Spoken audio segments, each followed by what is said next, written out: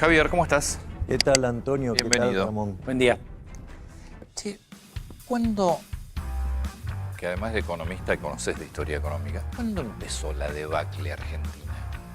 Con el primer gobierno radical, con Irigoyen. Con Irigoyen. Concretamente, Argentina en 1853, Alberdi y Gorostiaga desarrollan la Constitución Nacional. Argentina la pone en marcha en 1860 y de ser un país de bárbaro en 35 años nos convertimos en el país más rico del mundo, 1895. Argentina venía cabeza a cabeza con Estados Unidos. El ciclo de Argentina era muy parecido al de Estados Unidos y venían cabeza a cabeza. Y lo que vos tenés es que eran los dos países más importantes del mundo y cuando Argentina entra a mediados de la década del 10, Argentina empieza a crecer menos. Es decir, la tasa de crecimiento de Argentina pasa a ser mucho menor que la de Estados Unidos y también de los que venían atrás, y por eso los empiezan a pasar a Argentina. Argentina, cuando llega a la década del 30, básicamente estaba oscilando entre el quinto y el octavo lugar del mundo. Ahí tenés una parte que es toda la Gran Depresión y después la Segunda Guerra, donde Argentina, como hace las mismas cosas que hace el resto del mundo, no pierde mucho puestos relativos, porque, a ver, Argentina hacía fascismo de dos patas, pero digamos, todos ¿Pero qué año estás ahí? Yo ya estoy desde la década del 30, en los 30 en adelante. hasta lo que es el fin de la Segunda Guerra Mundial. Ahí lo que ocurre es que el mundo se te vuelve bipolar, o te ibas al comunismo o te ibas al capitalismo. Argentina decide ir por una tercera vía, ¿sí? Y crea lo que yo llamo el fascismo de tres patas. El fascismo de dos patas era el acuerdo de los empresarios prebendarios con los políticos ladrones. Lo que hace Perón es sumarle la pata sindical para representar a los trabajadores. La verdad que Post terminó muy mal, porque digamos, antes de la pandemia estábamos 70 en el ranking de PBI per cápita, ahora estamos 120, siempre hablando al tipo de cambio al paralelo, que es al que hay, al oficial no hay. Entonces, pero lo que vos tenés es que la decadencia comienza ahí, cuando Argentina empieza a abrazar dosis crecientes de socialismo. Y eso, digamos, va generando mal funcionamiento en el sistema económico y entonces cada vez vas peor. O sea que deberíamos volver a 1910, a los principios de Vos la deberías- generación de los 80. Digo. Sí, exactamente. Vos deberías volver al modelo de democracia republicana y, digamos, con un Estado muy pequeño, ¿sí? Para liberar la fuerza del sector privado y para que vuelvas a crecer. Y sumate cuando quieras. Sí, Ramón. sí. ¿Y por qué hasta ahí empezó la debacle? ¿Por qué nunca nadie entendió cómo resolverla? Yo no sé si es que... Pues me cuesta creer que no lo sepa nadie en 50, 60 años, 70 años. Es más, yo lo voy a poner de otra manera, digamos. Mira, lo maravilloso de Alberdi fue que la vio cuando todavía en el mundo no estaba clara la evidencia empírica sobre el crecimiento económico. Hoy la evidencia empírica es contundente. Yo lo que vengo y planteo la evidencia empírica y sin embargo eso les parece absolutamente hasta delirante a los políticos. Estos mismos políticos que nos están llevando a tener 50% de pobres y 10% de indigentes en el país de los alimentos. Esto quiero recordar la cuenta porque esto es durísimo y eso explica por qué a veces a algunos se le puede hervir la sangre. Cuando vos mirás, Argentina produce alimentos para 400 millones de seres humanos y la presión fiscal en el campo es 70%. Quiere decir que el fisco se lleva el alimento de 280 millones de seres humanos. ¿Me querés explicar cómo puede ser que haya 5 millones de argentinos que no le alcance para comer? Acá hay un problema. Ahora, el problema esencial, y está muy bueno como lo planteas, Antonio, es que hay un problema de incompatibilidad de incentivos. Volver a abrazar las ideas de la libertad, que son las que nos va a llevar de vuelta a la prosperidad, va en contra de los incentivos de la casta política. Es decir, ¿quiénes se benefician con la mentira del Estado presente? Los políticos. A ver, vos en los 70... Políticos, algunos sindicatos, algunos empresarios. Bueno, digamos, bueno, está bien, digamos, entonces no son empresarios, son empresaurios. Sí, está bien, pero digo, no es solamente los políticos en connivencia con otros sectores. Está bien, pero digamos, un empresario no puede comprar favores que el político ladrón no tiene para vender. Sin duda. Es decir, siempre, digamos, o sea, el problema es desde dónde está el monopolio de la violencia, que es el Estado. Y ahí es donde vos, digamos, está la raíz del problema. Sacar el Estado del problema, digo, se terminó la corrupción. La corrupción es inherente a la existencia del Estado. ¿Por qué? Porque sus ingresos lo logra mediante una fuente coactiva de ingresos. Pará, la corrupción es inherente al Estado. Exacto. Pero es inherente, bueno, está bien, pero el Estado es corrupto en la medida que del otro lado también tiene un sector privado que lo... No, pero ahí hay un problema. De vuelta. Los privados no pueden comprar favores que los políticos ladrones no tienen para vender. Y vamos por partes entonces. Si vos estás en el sector privado, vos podés tener corrupción, ¿sí? Digamos, o sea, ¿qué pasa? Que es tuya y la resolvés vos. Claro, exacto. Vos suponete que tenés un comprador corrupto que hace que vos pagues tus insumos más caros. ¿Cuál es la contracara de eso? Que vos vas a ganar menos plata. Primero, digamos, un problema en tu bolsillo, no del resto de la sociedad. Pero además, significa que al precio que vos estás vendiendo, puede venir otro competidor con un precio menor o con una calidad mejor o con una combinación de ello y te quiebra. Por lo tanto, el propio proceso de mercado al que tiene corrupción, como es ineficiente, termina quebrando. El problema con el Estado, ¿sí?, es que se financia con una fuente coactiva de ingresos. Claro. Y, digamos, o sea, haga bien las cosas o las haga mal, seguro. ¿Sí?, siempre va a seguir existiendo. Es más, el Estado tiene la mala costumbre de que cuando hace las cosas mal te pasa la cuenta. Por lo tanto, o sea, el problema está en el Estado. Es decir, entonces lo que tenemos que hacer el foco es que el problema es el Estado. De hecho, fíjate. Pero reformarlo o directamente eliminarlo, ¿qué se plantea ahí? Porque, digamos, algo tenés que organizar con el Estado. Como me acuerdo que hace unos días cuando te entrevistaba vos decías, pues llegabas al punto de, por ejemplo, que todos vayan armados. Porque el monopolio de la fuerza y demás, fuerzas de seguridad, hay una discusión muy concreta que es armas sí o armas no para la sociedad civil. ¿Y qué dice la evidencia empírica? No te pregunto, digamos. Bueno, la evidencia empírica... Porque vas a ser diputado. Vos el día de diciembre vas a ser diputado nacional. Bueno, esperemos, digamos, que los votos sigan acompañando. Bueno, ahora tenés dos, inclusive. Bueno, por eso, pero... Está bien. Yo soy bilardista. Goles cuando el contrario sacó de la mitad de la cancha. No es ni siquiera cuando está adentro, ni lo sancionó, no. Hasta que no movieron, no es gol. Por ahora, digamos, solo hay una paso. En ese contexto, ese es muy bueno. Todo bien, Fer, ¿no? Estuvo muy bueno. El VAR, exactamente. Estamos con el VAR todavía. Bueno. Entonces, en ese contexto, ¿qué dice la evidencia empírica internacional? Que aquellos, y donde más se estudia es en Estados Unidos, aquellos estados que tienen libre deportación, digamos, o sea, tienen menos delitos. Porque en realidad, el delito es como cualquier actividad. Cuando vos le das beneficio, cuando tiene mayores beneficios, crece. ¿Sí? Entonces, ¿qué pasa? Cuando vos le bajás el costo al delincuente, bueno, entonces el beneficio esperado sube y por ende la actividad crece. O sea, casi es de manual. Y eso está validado en la evidencia empírica. Sí. Es decir, la gente responde a los incentivos. A armar a la sociedad va menos inseguridad. Déjame... Dale. ¿Sabes lo que pasa? Que el costo esperado del delincuente no sabe si vos estás calzado o no. ¿Me comprendés? Sí. Y ante la posibilidad, digamos, su costo esperado sube, la delincuencia cae. Es decir, digamos, la evidencia empírica es muy contundente. Déjame volver a la primera parte de la pregunta. Estado reformulado, Estado sin Estado, es decir, ¿cómo te imaginas? Pues a ver. El Estado es el centro de la corrupción, que es cierto.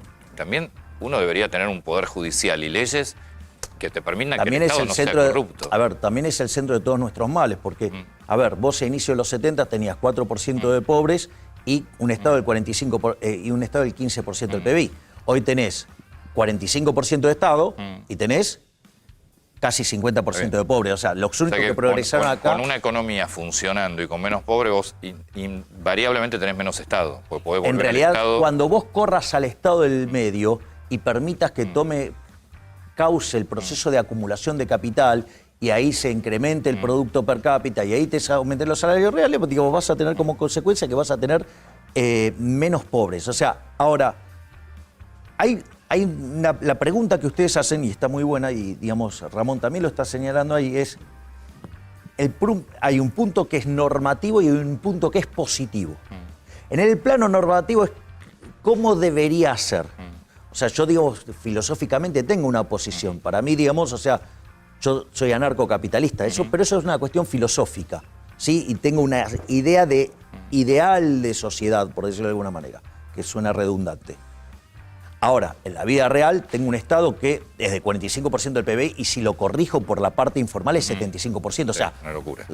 O sea, somos esclavos. Antonio, los que estamos en blanco somos esclavos. No, a ver, yo coincido. Lo que pasa es que yo creo que tiene que haber un Estado mucho más chico y regulador, pero tiene que haber un Estado. Está bien, digamos, o sea, después podemos discutir qué alcance puede tener el Estado. En mi concepción, el Estado, digamos, hoy, con el estado de tecnología actual, debería ser un Estado minarquista. Un Estado, ese Estado de Argentina lo tenía a inicio del siglo XX, era el país más rico del mundo. Bueno, por eso yo te dije, evidentemente hay que volver a las fuentes de lo que era la Argentina a comienzos del siglo. Estoy totalmente de acuerdo contigo.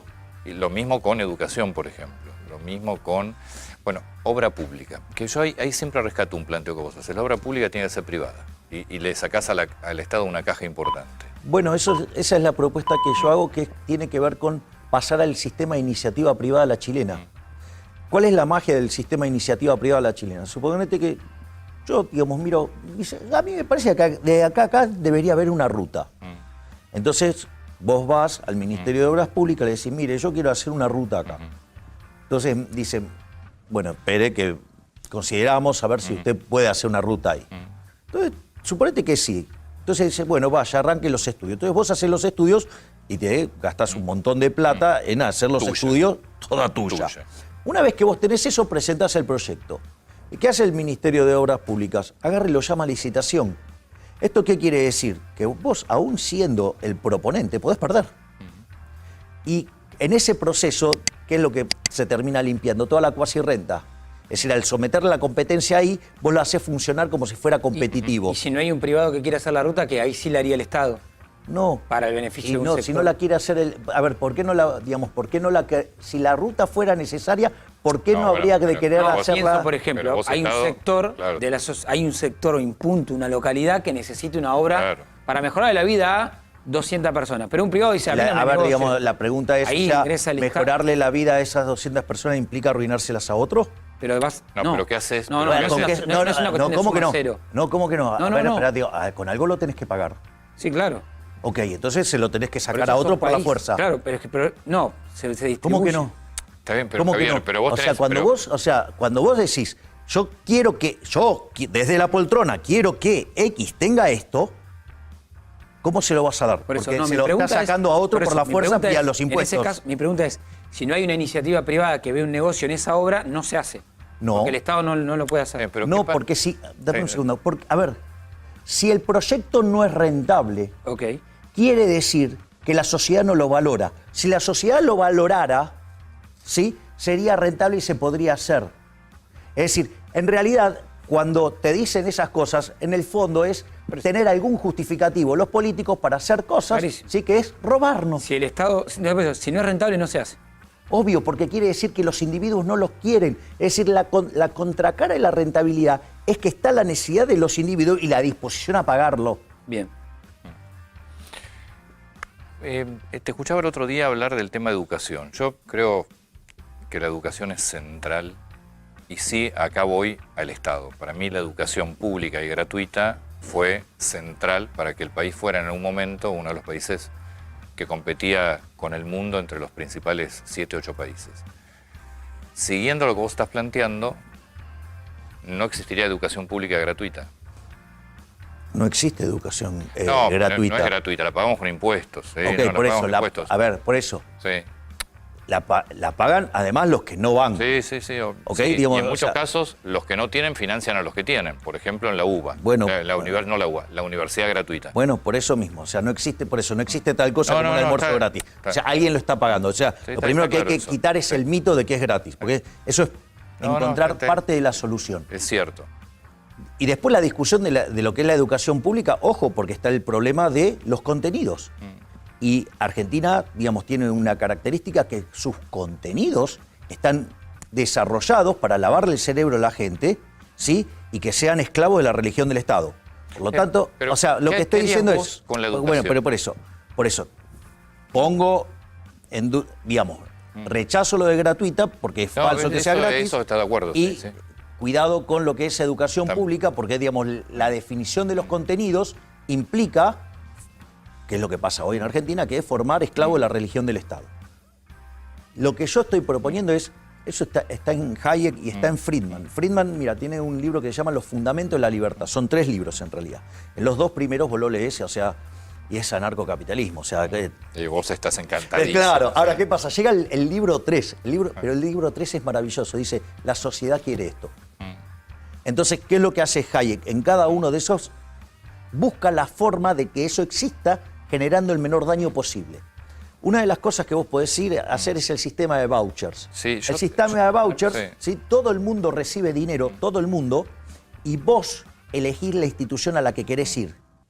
Entonces, ¿qué es lo que pasa? Empezás a generar un proceso de competencia que obliga a las instituciones, ¿sí?, que brindan el servicio de educación a tener que competir para, digamos, tener matrículas, porque si no van a la quiebra.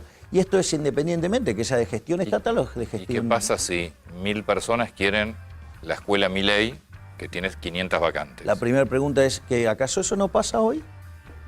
Lo que pasa es que hoy son pagas. ¿El voucher quién lo No, da? bueno, pará, no, en las públicas también, por una cuestión de cercanía, sí, también. Ah, ves que entonces, Sí. digamos, o sea, entonces, Sí. digamos, en principio, si fuera ese el problema, el Estado no lo resolvió. Y hay algo que se llama sistema de No, pará, el precios. Estado en educación no resolvió nada, ¿eh? Bueno, por eso. Al contrario. Pero lo que te estoy diciendo, Antonio, es ese problema, si esa es una objeción, hoy ese problema también está y hay otro montón de problemas más. Entonces, la realidad es que esto, digo, puede ajustar por el sistema de precios, tranquilamente puede ajustar por el sistema de precios, y supongamos que digamos, la gente está encabronada con que no quiere que funcione el sistema de precios, porque si todos quieren No, ir, digo, pero los vouchers, ¿quién se los da?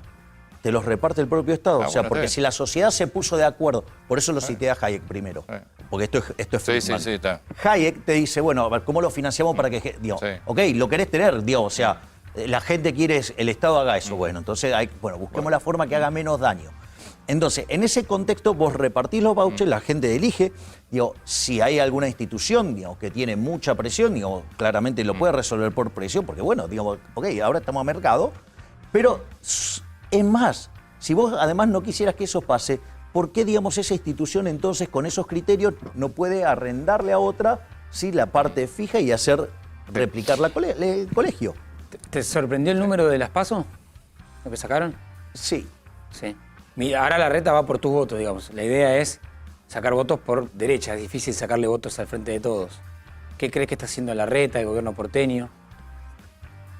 Es la estrategia que decida llevar el jefe de gobierno de la ciudad. Porque, digamos, el votante de derecha dice, también tengo a Ricardo López Murphy dentro de Juntos por el Cambio. ¿Por qué votar a Milei y no mantener una variante liberal como la que tiene López Murphy? Porque en la lista de Juntos por el Cambio, de los 10 primeros puestos, hay solamente un liberal y el resto son socialdemócratas / socialistas. Yo te puedo hacer la última pregunta. Obvio. Milei presidente, ¿qué gabinete tendrías? Pero no de nombres, es decir, ¿cuántos ministerios tendrías? No, ¿Cuántos empleados tendría un Estado, el gobierno, no el Estado en sí, es decir, tu gobierno? Porque por lo que yo te escucho, y no ahora, sino te vengo escuchando, vos vas a un Estado mucho más chico. Sí, pero eso, digamos, la reforma, vos las reformas que tenés que hacer, son tres generaciones de reformas. Sí. O sea, vos hay reformas que no las podés hacer en la primera generación porque podrías generar un desastre social. Por eso, digamos, o sea, cuando yo hablo de las reformas de primera generación y hablo de reformar el Estado y achicar el gasto público, es sobre la obra pública, sobre las transferencias discrecionales, Sí. sobre los subsidios económicos. Eso lo puedes hacer inmediato. Exacto, bueno, está bien. Esa es la pero- primera generación. Claro, y eso te permitiría bajar muchos impuestos para liberar la oferta. Y entonces cuando vos haces eso tenés que ir con un mercado laboral más flexible hacia adelante. ¿Para qué? Para que todo ese proceso de acumulación de capital sea intensivo en trabajo y en un contexto de economía abierta eso te va a asegurar 15 años de fuerte crecimiento. A partir de ahí vos podés pasar a las reformas de segunda generación. Las reformas de segunda generación es, vos ahí vas a poder modificar, por ejemplo, el sistema previsional sin vulnerar derechos, porque como estás creciendo... Sí, vas a Y tener más ingresos. Claro, Sí. pero fíjate esto, estás creciendo. Y además, no solo eso, sino que por la intensidad mayor en trabajo, ¿sí?, y más incentivo que haya más gente en blanco, ¿qué es lo que te va a pasar? Te van a subir muchos los ingresos. Por lo tanto, vos podés hacer la reforma sin vulnerar ningún derecho. Eso sería año 15, ¿hasta qué año? No, eso es cuando vos empezás a crecer. Sí. O sea, porque en realidad, digamos, el tema es cuándo te das las cuentas para hacerlo. O sea, pero eso tiene que ser hecho en un contexto donde vos estás creciendo y con mucha intensidad de trabajo. Entonces, eso te permite poner el sistema en orden, pero sin vulnerar derechos. Lo mismo te pasa con los empleados públicos. O sea, vos no los vas a echar de un día para el otro, no lo puedes hacer eso, digamos, porque aparte, tanto los beneficiarios de los planes sociales como los empleados públicos, en realidad, desde mi punto de vista, son víctimas del sistema. Entonces, lo que se plantea es un programa de retiro voluntarios, donde vos, cuando tenés un nuevo trabajo, te presentás, te dice, empleo privado que absorba. Exactamente. Por eso la clave, digamos, es diseñar todo esto en términos de crecimiento, ¿sí? Y es más, el tema de los planes sociales vos no se lo vas a sacar a la gente los va a dejar. Y ahí vos tenés el conjunto de reformas de segunda generación, y te diría que si hasta eso te permite hacer una nueva ronda de reducción de impuestos, y ahí podés, por ejemplo, ir hacia la eliminación del sistema de coparticipación, porque hoy Argentina tiene un claro problema de falta de correspondencia fiscal. Igual tenés provincias que por más que vos produzcas... Bueno, pero si no es rentable... No sabés. Pero no, es que... pero el problema es... vos tenés si no tenés que regionalizar la Argentina, que se maneja por regiones. Que lo hagan de la manera que cada uno gaste en función de lo que recauda, Antonio. Y se acabó. Y se acabó. O sea, entonces no podés tener ese estado elefantiásico para financiar a los señores feudales.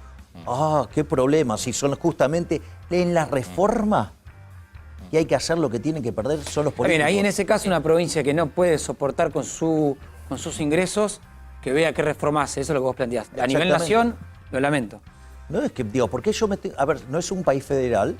¿Por qué yo me tengo que estar metiendo en lo que hacen las provincias? O sea, digo, en el fondo, el sistema de coparticipación federal de impuestos es una atrocidad, ¿sí? Donde, por ejemplo, a la capital federal la destruyen. O sea, lo que se plantea también es que la capital federal tiene otras oportunidades como la provincia de Buenos Aires. Entonces cuando vas a jugar contra el Paris Saint-Germain, llamaba, digamos, a alguien con una motosierra que le corte la pierna a Messi. Pero no se juega una provincia contra otra, es un país. Pero, a ver, pero... Eso es lo que no entiendo, Javier. No, pero ¿por qué vos crees que alguien tiene... Digo, ¿yo tengo derechos sobre tu bolsillo, Ramón?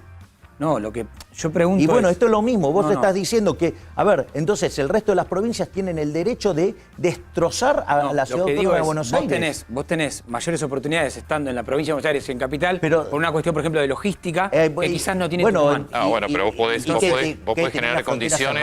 No, lo que se puede. Y entonces... pero también se distribuyen fondos nacionales... Pero de vuelta, ¿cómo se consigue? ¿Y quién es el que va a determinar la igualación de oportunidades? O sea, implica una arrogancia infinita. Por eso, digamos, o sea, me pongo de pie de vuelta frente a Hayek en su último libro, La fatal arrogancia. Digamos, o sea, ¿quién se va a arrogar? Digamos, ¿cuáles son las oportunidades que debe tener? Digamos, esa es otra mentira del progresismo, la igualdad de oportunidades. O sea, es algo verdad, digamos, está basado sobre el velo de Roble, y el velo de Roble tiene un problema conceptual de inicio. Entonces, porque ¿sabes qué? La gente no nace de los árboles, sale de las decisiones de los padres. ¿Me comprendés? Te cierro la última pregunta. ¿Te imaginas una Argentina a cuántos años en lo que estás contando? Porque ya armaste 2 generaciones, yo estimo ahí 25 años, 30 años. Argentina, si abraza las ideas de la libertad, que es lo que yo vengo a proponer, no con una lista 90% socialista, sino liberal, en serio, ¿sí? En 35 años vos convertís a la Argentina en potencia mundial nuevamente. Es decir, se puede hacer. Es decir, la gran ventaja respecto a Alberdi es que nosotros tenemos la evidencia empírica y dicen que Alberdi tenía razón, hay que volver ahí. De hecho, digamos, o sea, mi lista da testimonio de ello. Tengo un Alberdi en la lista, o sea, que es un nieto, digamos, o sea. Entonces, Chosno. Entonces, vos podés en 35 años volver a ser una potencia mundial, y te tengo una mejor noticia todavía. Que esos procesos que se llaman convergencia en la teoría del crecimiento, cerca del 60% ocurre en los primeros 10 años. Entonces no está... Tenés que generar consenso en diputados, ¿eh? No te va a ser fácil eso. Bueno, ahí eso no, a mí no me representa un problema, ¿sabes por qué? Porque yo vengo a hacer un planteo a la política desde lo moral. ¿Sabes lo que más los incomoda? Que voy a hacer un planteo desde lo moral. Desde lo moral, que es el paraguas rector, vos tenés 2 líneas de acción. Una es lo que no voy a hacer. No te voy a subir los impuestos, no te voy a crear impuestos, no voy a ir contra la libertad, no voy a ir contra la propiedad. Ahí tengo toda la casta política del otro lado y ¿sabes qué? No me importa, porque tengo claro que está bien lo que estoy planteando. Y la otra es, los proyectos van a tener siempre una base moral. Cuando, por ejemplo, viene un político y me dice, no, es delirante cerrar el Banco Central. Ok, vamos a la discusión moral. Entonces yo les digo a ustedes, ¿quién de ustedes está a favor del robo? Bueno, ¿Están a favor del robo? No. ¿Están a favor de la Lo corrupción? que pasa es que yo ahí tengo una diferencia. Como yo creo que las instituciones no son corruptas per se, son corruptas por quienes las manejan. Pero hay instituciones que no pueden, que solamente pueden hacer daño. A ver, de pero vuelta. eso es una teoría económica tuya. No, no el es Banco una- Central hace daño. Otra teoría te dice el Banco Central no hace daño. No, ¿cómo que no? A ver, digamos, Ramón, Son vamos. teorías, digamos. No, no es en cómo teoría, organizar. No es teoría. No es blanco-negro todo. Sí, es blanco-negro. Cuando lo planteas en el plano moral es blanco-negro.